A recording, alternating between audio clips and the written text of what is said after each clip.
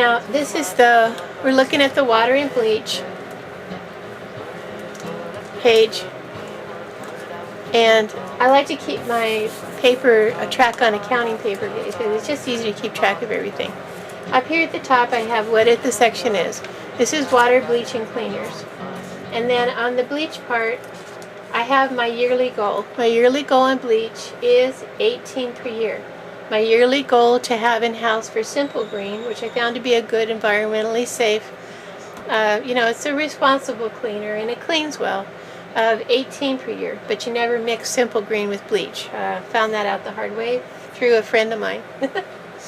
And then, of course, water. This is the annual gallon use of water per year. This includes baths, food prep, dogs, chickens, and some gardening. Now I put down what I have inside a house in the next column. So for the bleaches, I have 6 gallons of bleach on hand right now, unopened, not being used. They are kept in the workshop. My titles are, I have what the item is, what the weight per gallon is, what the weight per ounce is, because I break my inventory down by ounces, so that, because some may come with 18.5 ounce, or some may come with 20 ounces. Well, it doesn't ever come up to a gallon or a pound exactly. So if you break it down to the smallest common denominator, that's ounces for me. Then if something is a gallon here, I'll move this over and make it what it is in ounces, a corresponding amount. And where it's stored, how much I paid for it at the time I bought it. That's in the next column. What my purchase date was is in the next column, and the expiration date is in the last column. That's especially important on your items that will expire, and so that when I go through my inventory, I can go through and look at my expiration dates and say, oh, this one's due to be used up at the end of this year, or this one I don't have to worry about to 2013. I can really I don't have to withdraw that from inventory for a while. That's the way that works for me. And what I do is I go through each of those. Okay, let's look at I'm back in the cooking essentials section now. And I go through and I add up all of my columns. So I have my baking powder, another purchase of baking powder. This baking powder is Argo, and I have the A out here, and I have what the abbreviation is for up on top. A is for Argo. So when I go looking for this in inventory, I know it's Argo brand. It's not, for example, Rainy Day Food brand.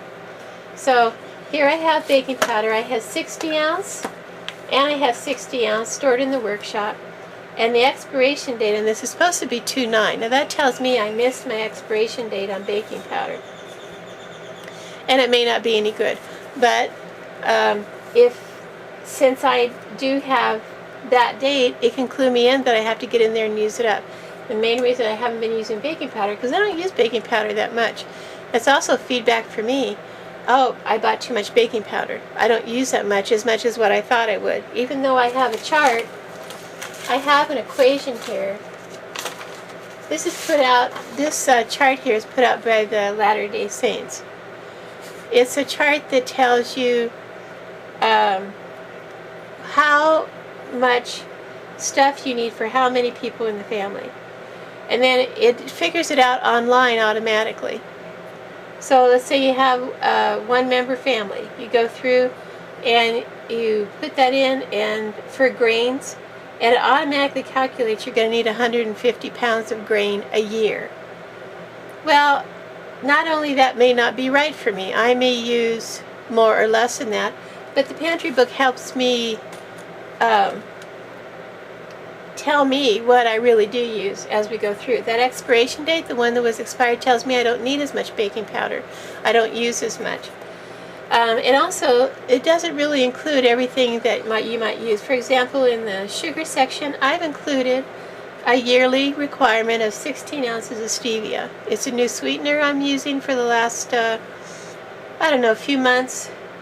But it's certainly not on the Latter-day Saint category.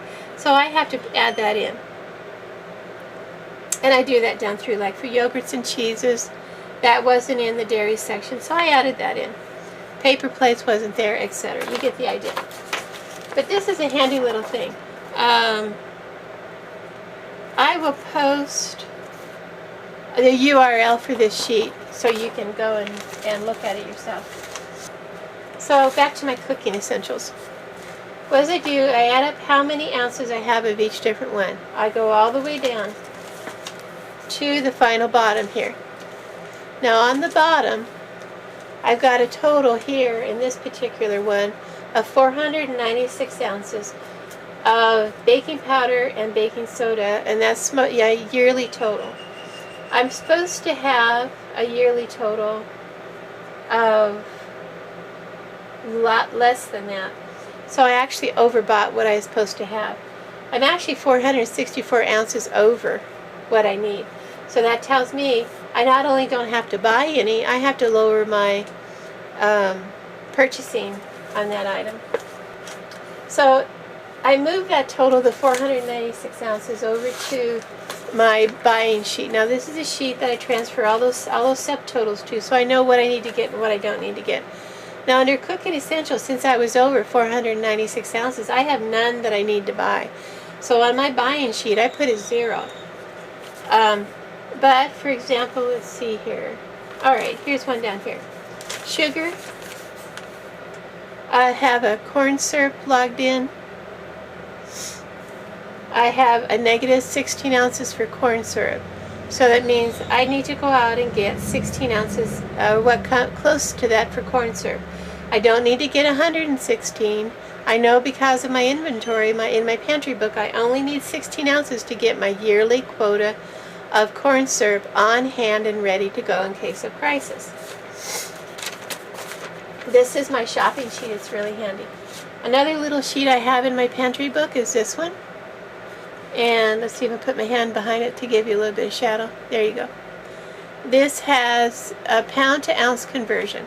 So for 1 pound is 16 ounce, 2 pounds 32, 348, 464.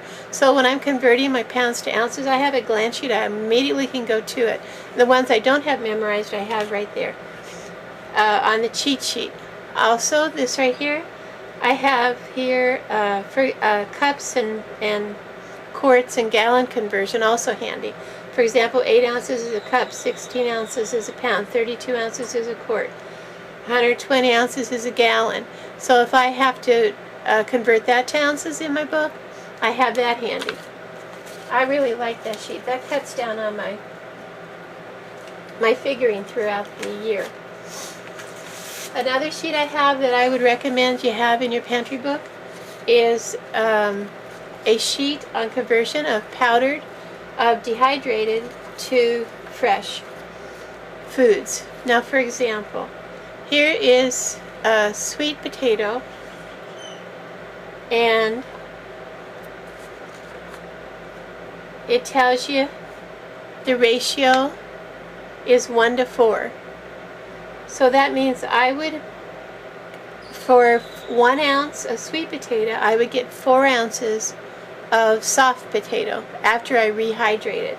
This is really good when I'm withdrawing from my inventory for shopping purposes. Now for example, here's carrots. And on carrots, I have a 1 to 8 ratio, which means I would have, for 1 ounce of carrots, I would have 8 ounces of rehydrated carrots. This is a very helpful sheet. This sheet I got, I think, from Harmony House, from the sheet that they had on Harmony House. But I keep that also in my pantry book.